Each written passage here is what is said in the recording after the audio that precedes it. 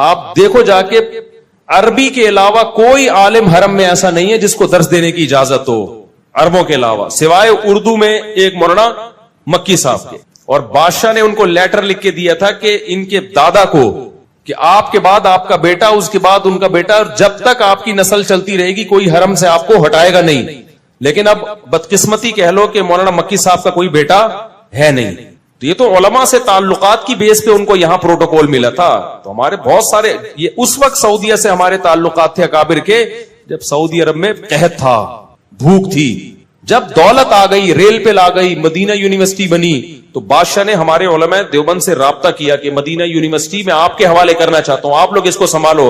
ہمارے علماء نے کہا نہیں، اللہ نے آپ کو وسائل دیے، ہم اب ادھر ہی ہندوستان پاکستان میں مدارس کی حفاظت کریں گے، یہ آپ ہی چلاؤ اس کو. تو اس کے بعد پھر کیا ہوا، جب علماء دیوبند کا انفلوئنس ختم ہوا تو پھر دوسرے لوگوں کا انفلوئنس اس میں بڑھ گیا. تو پھر انہوں نے یہ پروپیگنڈا شروع کر دیا کہ یہ عرب جو ہیں علماء دیوبند کے خلاف ہیں، اور ان کے علماء دیوبند کے خلاف کتاب بھی چھپی تھی دیوبندیہ کے نام سے، اس میں بھی بڑی غلط بیانی کی گئی. جب وہ کتاب چھپی ہے اس میں سعودیہ کے علماء کے دستخط تھے کہ علماء دیوبند کے عقائد غلط ہیں. پھر یہاں جامعہ فاروقیہ کے ایک عالم نے اس کا جواب لکھا. جب وہ جواب سعودی عرب گیا ہے تو اب وہ دیوبندیہ چھپنا بند ہو گئی ہے، اب وہ بین ہو گئی سعودی عرب میں. سمجھتے ہو کہ نہیں سمجھتے؟ تو پروپیگنڈا پہلے بھی ہوا تھا، اور عرب علماء کے سامنے بہت پروپیگنڈا ہوتا ہے. یہ جو تبلیغی جماعت میں نکلنے کو ناجائز قرار دیا تھا، شیخ صالح المنجد تھے غالباً، بہت بڑے سعودی عرب کے عالم ہیں. انہوں نے فتویٰ دیا کہ سعودی عرب تبلیغی جماعت میں نکلنا حرام ہے. میں نے ان کا فتویٰ پڑھا، اس میں انہوں نے وجہ لکھی کہ یہ لوگ قبر پرست ہیں. مجھے خیال ہوا کہ میں جانتا ہوں چونکہ وہ عالم نیک ہیں، مجھے پتا تھا یہ بدنیت نہیں ہے. مجھے یقین ہو گیا کہ کتنا غلط پروپیگنڈا کیا ان کے سامنے. تبلیغی جماعت کا قبر پرستی سے کیا تعلق ہے؟ مجھے خیال تھا کہ میں ان کی خدمت میں جاؤں، میں کہوں حضرت آپ کبھی تبلیغ میں سروزہ لگا کے دیکھیں، جتنا تبلیغ والے قبر پرستی کے خلاف ہیں. لیکن ظاہر ہے ان کو پروپیگنڈا تو چل جاتا ہے نا. اتنا پروپیگنڈا کیا ہے کہ انہوں نے فتویٰ دے دی قبر پرست ہیں. کچھ اور الزام لگا دیتے یار، قبر پرستی کا تو کسی طرح بنتا ہی نہیں ہے. تو سعودی عرب کے بڑے بڑے علماء، شیخ الحدیث مولانا زکریا رحمۃ اللہ علیہ کے شیخ بن باز سے بہت اچھے تعلقات تھے. جب شیخ الحدیث مولانا زکریا رحمۃ اللہ علیہ نے کتاب لکھی ہے نا داڑھی پر، تو شیخ بن باز نے اس کتاب کو چھپوا کے پورے سعودی عرب میں پھیلایا. بذل المجہود جو شیخ الحدیث کی شرح ہے ابو داؤد کی، آج بھی سعودی عرب کی کتب خانوں میں آپ کو ملے گی. تو علماء سعودیہ کے جو ہے وہ ویسے بھی حنبلی ہیں، وہ کوئی غیر مقلد تھوڑی ہیں یا اہل حدیث تھوڑی ہیں، وہ تو حنبلی ہیں ویسے بھی.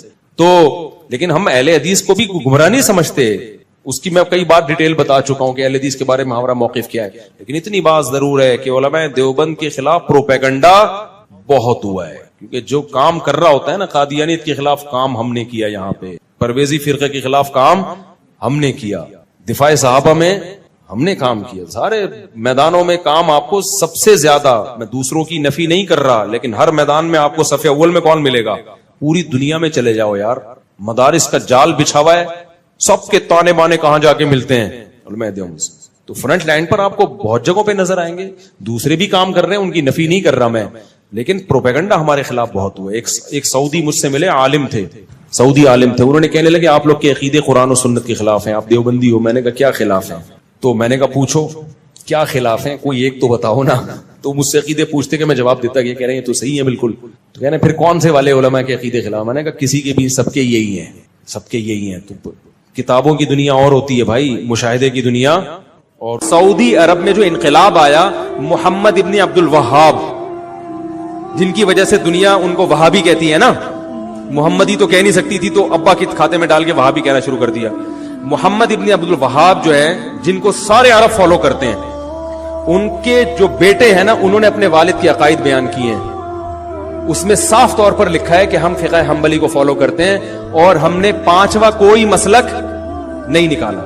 اور محمد ابن عبد الوہاب، میرے پاس یہ سارے تحریر ثبوت کے ساتھ موجود ہیں، چونکہ یہ سوال تو اچانک آ گیا نا، تو ان کے حوالوں کے ساتھ موجود ہیں. ان سے کسی نے سوال پوچھا محمد ابن عبد الوہاب سے حرم میں کہ کیا آپ نے کوئی پانچواں مسلک نکالا ہے؟ انہوں نے جواب دیا کہ ہم نے کوئی پانچواں مسلک نہیں نکالا، اہل سنت والجماعت کے جو 4 مکاتب فکر ہیں، حنفی، مالکی، شافعی، حنبلی، ہم انہی کو فالو کرتے ہیں. آئی بات سمجھ میں؟ اور اس میں ہم فقہ حنبلی کو فالو کرتے ہیں، اور ہم ان تینوں کو، چاروں کو برحق سمجھتے ہیں. یہاں تک کہ ان کے جو بیٹے ہیں نا محمد بن عبد الوہاب کے، ان کے فتاوا میں یہ بات لکھی ہے, انہوں نے کہا کہ ہم ابن تیمیہ رحمہ اللہ تعالیٰ کو مقتدا اور رہبر سمجھتے ہیں, مگر ابن تیمیہ نے چاروں مذاہب کے خلاف اگر کوئی فتویٰ دیا ہے تو ہم اس میں ابن تیمیہ کو فالو نہیں کرتے. اس میں انہوں نے یہ بات بھی لکھی ہے کہ 3 طلاق کا مسئلہ چونکہ چاروں فقہا کے خلاف ہے ابن تیمیہ کا, اس مسئلے میں ہم نے ابن تیمیہ کی رائے کو مسترد کر دیا ہے. تو محمد بن عبد الوہاب وہ بھی حنبلی تھے, ان کے بیٹے نے تو باقاعدہ کتاب لکھی ہے کہ جو چاروں مذاہب میں سے کسی ایک کی تقلید کرتا ہے, تقلید کے الفاظ ہیں, ہم اس پر رد نہیں کرتے اور ہم فقہ حنبلی کو فالو کرتے ہیں.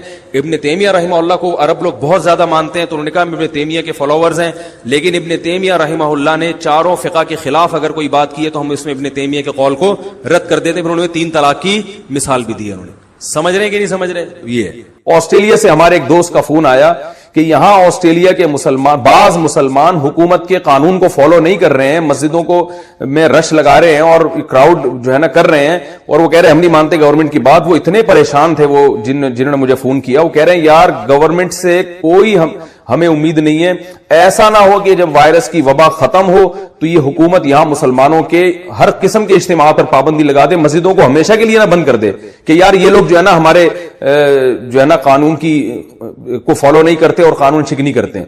مجھے انہوں نے کہا مفتی صاحب اللہ کا واسطہ, اللہ تعالیٰ حضرت مولانا مکی صاحب کو جزائے خیر عطا فرمائے, انہوں نے حرم سے ایک آڈیو ریکارڈ کر کے ہندوستان کے علماء کے پاس بھیجی کہ بھئی دیکھیں آپ لوگ حکومت کے قانون کو فالو کریں, اور الحمدللہ کر رہے ہیں وہ. اگر آپ نے فالو نہیں کیا تو یہ گورنمنٹ کو ایک موقع مل جائے گا کل مسلمانوں کے خلاف پروپیگنڈا کرنے کا, ہندوؤں کو موقع مل جائے گا مسلمانوں کے خلاف پروپیگنڈا کرنے کا. مسجد اگر ابھی عارضی طور پر بند ہو رہی ہے, کل کھل جائے گی, لیکن اگر آپ نے آج حکومت کے قانون کو فالو نہیں کیا تو یہ جو اسلام دشمن قوتیں ہیں ان کو ایک بہت زبردست موقع ملے گا. یہ تو دیندار لوگوں کی بات میں جو رائے کو پہاڑ بنا کے پیش کرتے ہیں. آپ دیکھیں تبلیغی جماعت میں چند لوگوں کو وائرس ہوا ہے, لیکن میڈیا نے کتنا بدنام کیا تبلیغی جماعت کو. ان کو تو موقع چاہیے, تو آپ کیوں ان کو موقع فراہم کر رہے ہیں؟ حضرت مولانا مکی صاحب نے ایک آڈیو بھیجی, اور الحمدللہ وہاں کے لوگ پہلے بھی صحیح حکومت کے قانون کو فالو کر رہے ہیں, تو اس سے اور تقویت ملی. تو یہ سمجھدار علماء کی نشانی ہوتی ہے کہ وہ گراؤنڈ ریئلٹی کو دیکھ کر آپ کو بتاتے ہیں کہ کیا جذبات سے کام نہیں ہوتا. یہ جو میں حروف مقطعات کی بات کر رہا تھا, الف لام میم صاد, تو اس میں ایک حکمت علماء یہ بیان کرتے ہیں کہ ایک حکمت یہ ہے کہ ہماری سمجھ میں یہ آ جائے کہ جتنا اللہ نے بتا دیا اتنا ہمیں معلوم ہے, بہت سی چیزیں ہمیں معلوم نہیں ہے. نمبر 2, اللہ یہ بھی دیکھنا چاہتا ہے کہ کون ایسا ہے کہ جس چیز کی تحقیق سے اللہ نے منع کر دیا وہ رک بھی جائے گا, کیونکہ بہت ساری چیزیں ایسی ہیں کہ ان کی تحقیق کے ہم اہل ہی نہیں ہیں, ہمارے اندر وہ صلاحیت ہی نہیں ہے, کیونکہ ہمارے پاس وہ آلات اور ذرائع ہے ہی نہیں کہ ہم وہاں تک پہنچ سکیں. جیسے روح, اب جو لبرل لوگ ہیں نا وہ روح کا انکار کرتے ہیں کہ روح کیا ہوتی ہے, کہتے ہیں روح کیا ہے, یہ تو کوئی لیبارٹری میں روح نام کی کوئی چیز تو ہے ہی نہیں. تو یہ کنفیوژن لوگوں کو شروع سے ہے. تمام پیغمبروں نے ہمیں بتایا کہ انسانی جسم میں روح ہوتی ہے, اور ہم جب مرتے ہیں تو روح نہیں مرتی, روح جسم سے نکل جاتی ہے. اب یہ ہمیشہ سے پہلے زمانے میں بھی حکیم ہوتے تھے نا, ان کی بھی تحقیقات ہوتی تھی, تو ہمیشہ سے یہ اعتراض پیغمبروں پر کیا یہ روح کی ڈیفینیشن کیا ہے. تو اللہ نے قرآن میں بتایا وَيَسْأَلُونَكَ عَنِ الرُّوحِ, کہ یہ لوگ آپ سے روح کے بارے میں پوچھتے ہیں. قُلِ الرُّوحُ مِنْ أَمْرِ رَبِّي, ان سے کہہ دیں روح کیا ہے یہ تو ہم نہیں تمہیں بتائیں گے, کیونکہ تمہارے دماغ میں روح کو سمجھنے کی صلاحیت ہے ہی نہیں. یہ بتا دیتے ہیں کس کی طرف سے ہے.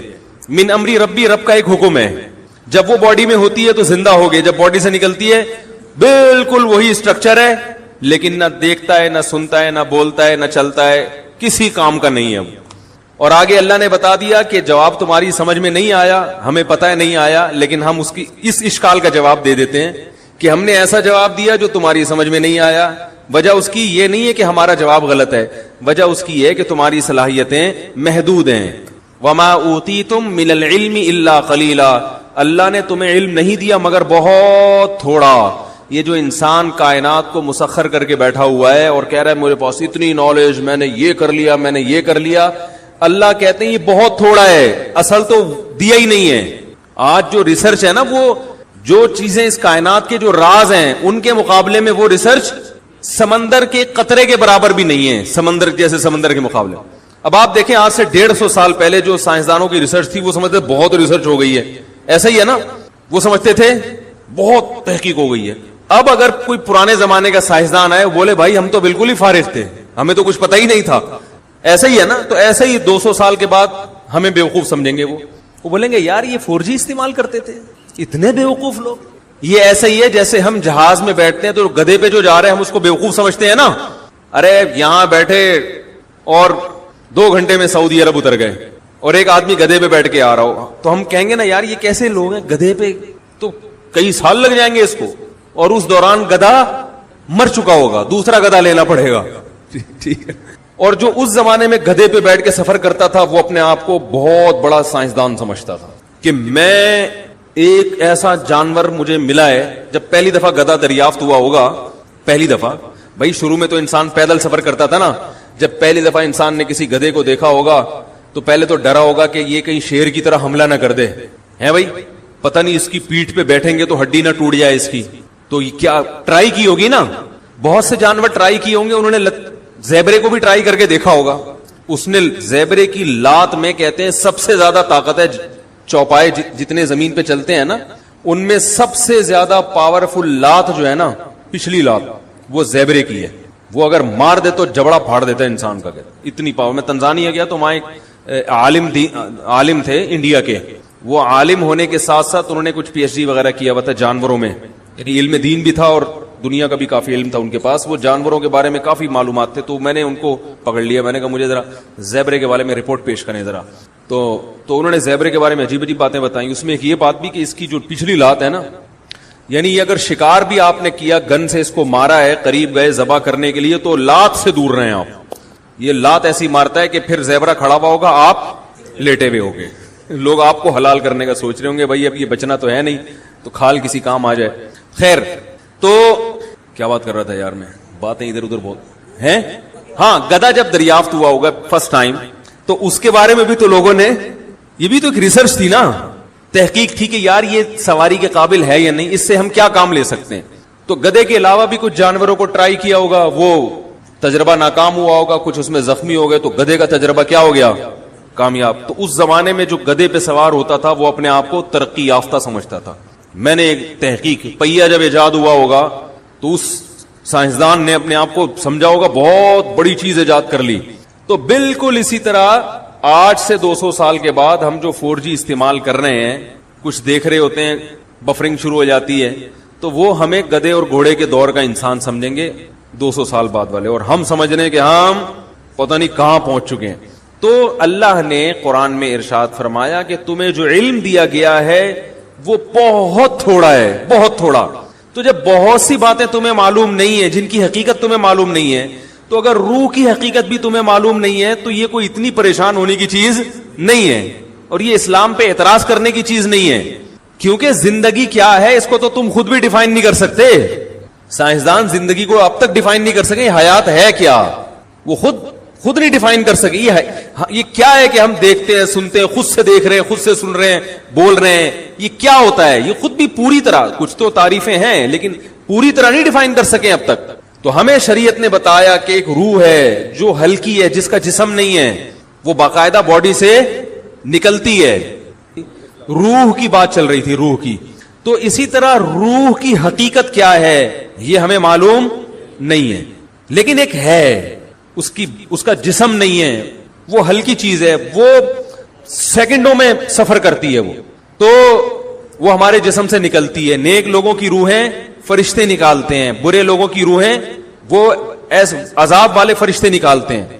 والنازعات غرقا والناشطات نشطا والسابحات سبحا, قرآن میں ہے نا, قسم ان فرشتوں کی جو روح کو سختی کے ساتھ نکالتے ہیں. والناشطات نشطا, قسم ان فرشتوں کی جو روح اور جسم کا بندھن صرف کھولتے ہیں. یعنی روح تو نکلنے کے لیے تیار ہوتی ہے. جب وہ آخرت کی چیزیں دیکھتا ہے نا انسان مرتے ہوئے, اور جنت کی اور وہ نعمتیں اس کو نظر آتی ہیں, تو روح تڑپتی ہے کہ میں اس جسم سے آزاد ہو جاؤں, لیکن آزاد ہو نہیں ہوتی. فرشتے صرف اس روح اور باڈی کا جو ایک گرہ ہے اس کو کیا کرتے ہیں, کھول دیتے ہیں, اور وہ آزاد ہو جاتی ہے, خوش ہوتی ہے. اور ایک روح وہ ہوتی ہے کہ وہ جب آخرت کے مناظر دیکھتی ہے تو وہ باڈی میں گھسنے کی کوشش کرتی ہے, تو فرشتے کیا کرتے ہیں, اس کو نزع کرتے ہیں, کھینچتے ہیں. اس کی ایک مثال دی ہے بعض صحابہ نے کہ جیسے مخمل کا کپڑا جھاڑیوں میں پھنس جائے, کتنا مشکل ہے اس کو نکالنا, تو ایسے برے آدمی کی روح کو سیٹ کے اس نے بھی میرے خلاف کلپ بنانا ہوتا ہے نا, ٹھڑک نکالنی ہوتی ہے, 2 الزامات مجھ پہ لگاتا ہے وہ. کہ اس کو شادیوں کے علاوہ کچھ آتا نہیں ہے, ممبر پہ بیٹھ کے لطیفے سناتا ہے. یہ میں آج صبح سے یہی کام کر رہا تھا. ہماری ابھی مدرسے کی